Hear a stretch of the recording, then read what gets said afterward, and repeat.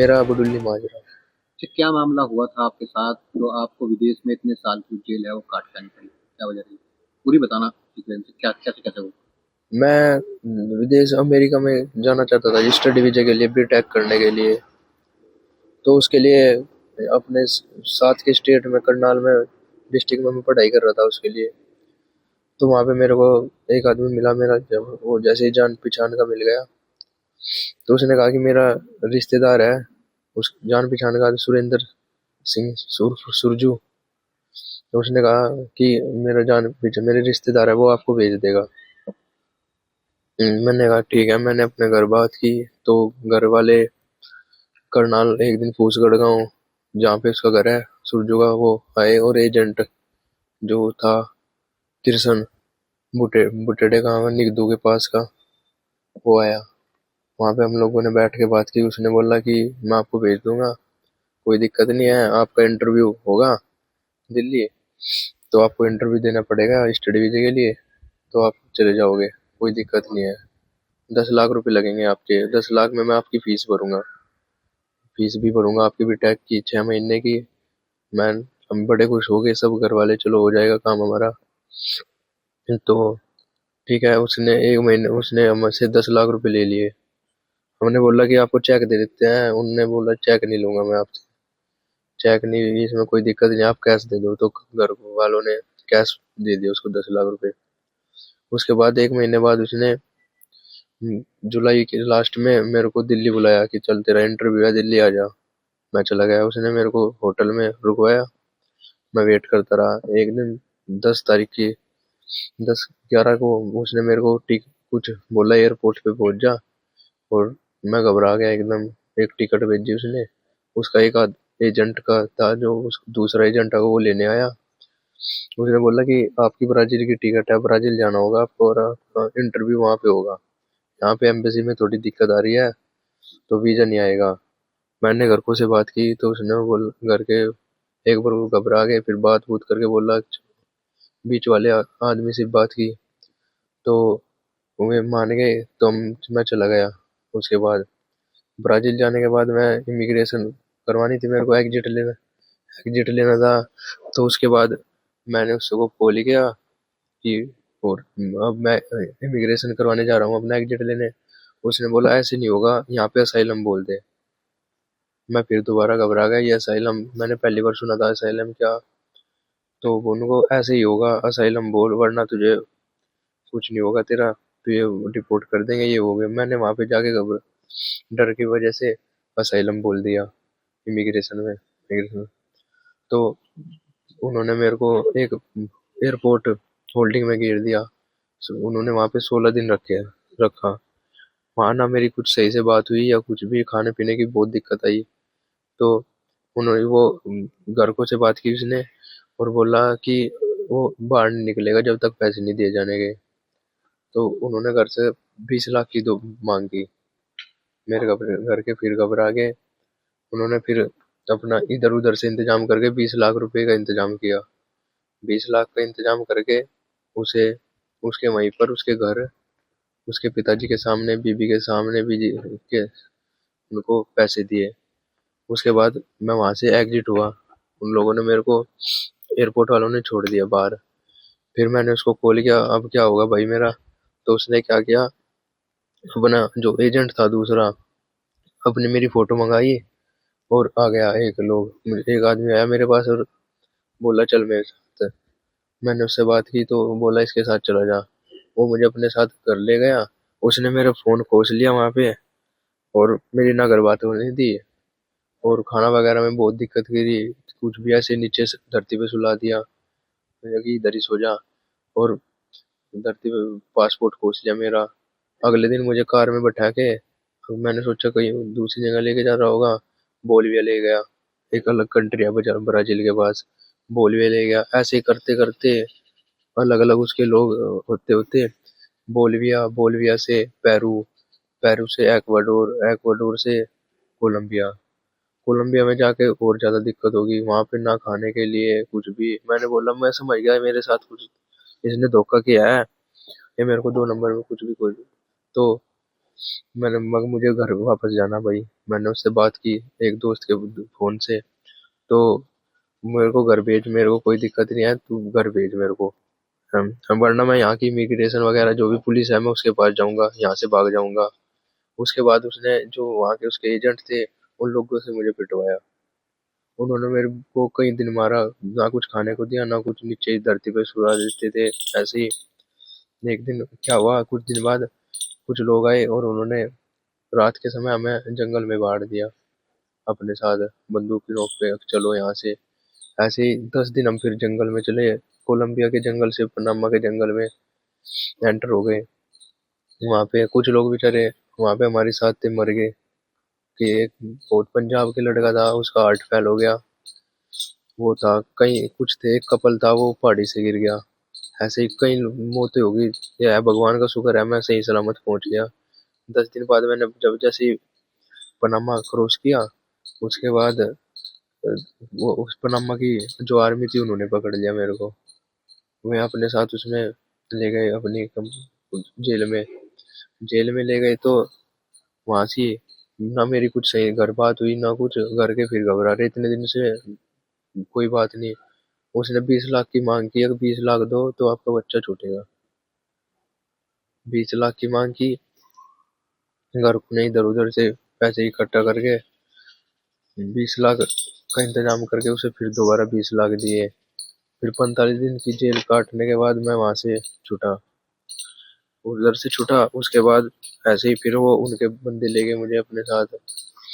तो ये देख लो कि पनामा पनामा से कोस्टारिका गया, फिर मैं कोस्टारिका से निकारागुआ, निकारागुआ से होंडुरास, होंडुरास से ग्वाटेमाला, ग्वाटेमाला से मैक्सिको जब एंटर होने थे, एक नदी थी, वो उसमें लगभग होगा 5.5 फुट के से ज्यादा पानी, वो करी उसकी बहुत ज्यादा, वो बड़े मुश्किल से क्रॉस की। क्रॉस करते समय एक लोग था वो डूबने लगा, वो बड़ी मुश्किल, मेरे को तैरना आता है, मैंने उसे थोड़ा सहायता करके बचाया। कई थे ऐसे, मतलब आपस में मदद करनी पड़ती है एक दूसरे की। बचाया, क्रॉस करवाई, उसको पानी पुनी निकाला उसके पेट से, उल्टा के सांस सांस भरी उसको। फिर मैक्सिको चले गए। अब बोला मैंने एजेंट को, अब तो भाई मेरा वीजा लगवा दे, अब क्या इतने दिन हो गए, मैं 6 महीने से ज्यादा होने वाले हैं। तो उसने क्या क्या नहीं, मगर मेरे को वहां से थोड़ा सा, मगर मैं नहीं यहाँ से भाग जाऊंगा रात रूत को। उसने मुझे जो वहाँ के मैक्सिको के एजेंट थे, माफिया थे, उनसे बहुत पिटवाया। मेरे को पिटवाया, और लोग थे और भी पिटवाए, लड़की थी, लड़कियों के साथ बहुत गलत काम भी हुए वहाँ पे। वे ना किसी की सुनते थे, दारू पीते थे, मारते थे उनको, बहुत से वो काम, बहुत गलत काम हुआ।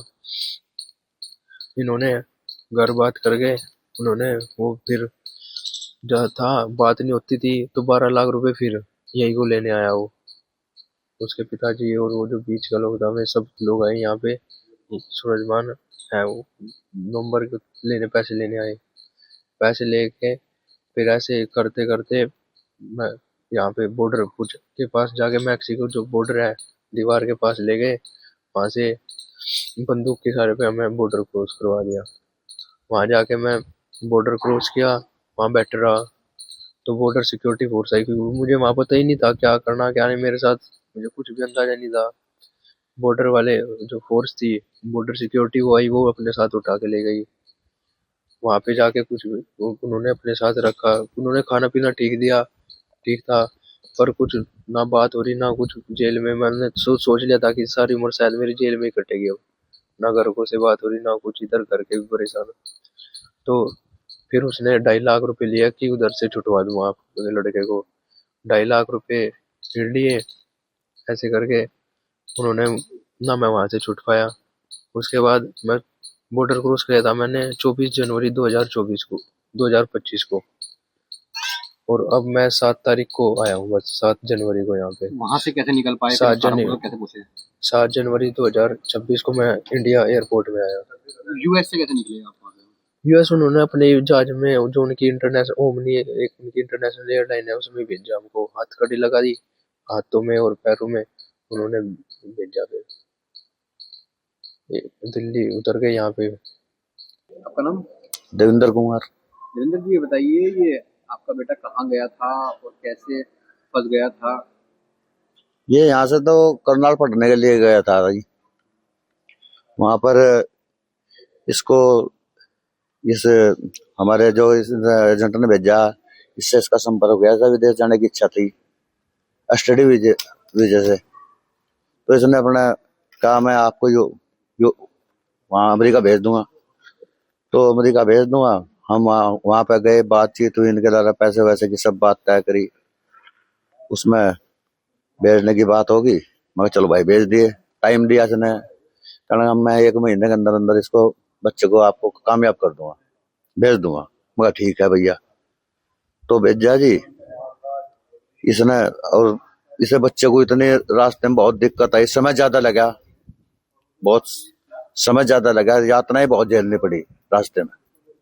उसका हमें कुछ इतनी उम्मीद नहीं थी कि जितनी से यातनाएं रास्ते में झेलनी पड़ी। जंगल के रास्ते, वैसे खाने पीने में अंडा मीट नहीं खावे था, बहुत बड़ी परेशानी। पता नहीं कैसे टाइम कटा। गाय तक का मीट देवे, कभी जिंदगी में अंडा तक नहीं खाया बच्चे ने। और हम फोन तक नहीं मिले थे। बहुत परेशानी का सामना करना पड़ा इसे रास्ते में। और पैसे कैसे कैसे लिए आपसे और कितने पैसे आपसे लिए उन्होंने? पैसे उसने हमसे 62 लाख रुपए लिए। कैसे लिए 62 लाख रुपए? सब पैसे उसने कैश लिया और घर पे भी आकर ले गया। और हमने करनाल में भी दिए, उसके घर पे भी दे गए हम पैसे। कैसे कैसे दिए, मतलब कितने कितने रुपए कब कब दिए आपने? 20 लाख एक बार दिए, 20 लाख हमारे घर से ले गया, 20 लाख उसके घर पर दे गए हम। क्या बताया था कि किस लिए दिल ले रहा है पैसे? पैसे जब ये फंस गया ब्राजील के पास में, जब ये फंस गया, पहले तो हमारे उसकी 10 लाख की बात हुई थी। जब ये फंस गया फिर तो यो हमारे धीरे धीरे पैसे मांगता रहा। आगाज उसमें 45 दिन एक जगह रहा है, पवनामा जंगल क्रॉस होने के बाद में 45 दिन रहा। और उसमें फिर उसने डिमांड करी हमारे आगे, 20 लाख रुपए चाहेंगे जब आपका बच्चा निकलेगा। जब 20 लाख रुपए दिए, घर पे आकर पैसे ले गए थे। तो इनका वहां पे वो रिश्तेदार था इसका, कृष्ण का ही, फूसगढ़ का, सूरजमान सिंह उर्फ सूरजू। उसने ही बात कराई थी हमारी इससे, उनके साथ उनके भी आया है एजेंट, उसने हमारी बात कराई थी। बहुत यातनाएं झेल ली इस बच्चे ने। इतना समय बाहर रहा, बीच में आपको पता चलता रहा कहाँ कहाँ है, किस किस तरीके से क्या महसूस कर रहे थे, क्या किस तरह का मन में बातें चल रही थी आपकी? मन में बातें तो ये चल रही थी, भगवान कोई भी बच्चा ऐसा न जा ये धोखा देवे इंसानों को, बच्चों को बुलावे उस टाइम तो। और फिर सुनहरे सपने दिखाने के बाद में फिर ये रिजल्ट आवे। इतनी यातनाएं झेल ली इस बच्चे का कैरियर खराब हो गया। और ये तो बच्चा आएगा, पता नहीं कितने बच्चे कितने अपने माँ से दूर हो गए, जिनके आज तक भी नहीं पता कि क्या हो रहा क्या नहीं। कितने साल बाहर रहा ये घर से?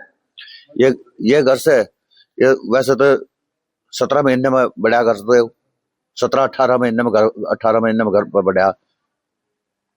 तो अब आने के बाद आपने पुलिस के पास गए, कंप्लेन की? कंप्लेन नहीं की, कंप्लेन कल करेंगे जी। आज थोड़ा वकील से मिलना था, वकील नहीं मिल पाया। कल को कंप्लेन जरूर करेंगे इसकी। और हम पुलिस के पास गए नहीं आप अभी? ना।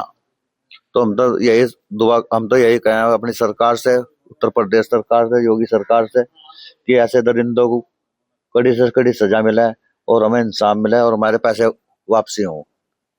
मोदी सरकार हो कि योगी सरकार हो, हम तो यही कहें। इसमें प्रार्थना पत्र थाने पर प्राप्त हुआ है, प्रकरण संज्ञान में है और प्रार्थना पत्र के आधार पर तथ्यों की जांच की जा रही है। जो भी तथ्य सामने आएंगे उसके आधार पर आगे विधिक कार्रवाई की जाएगी।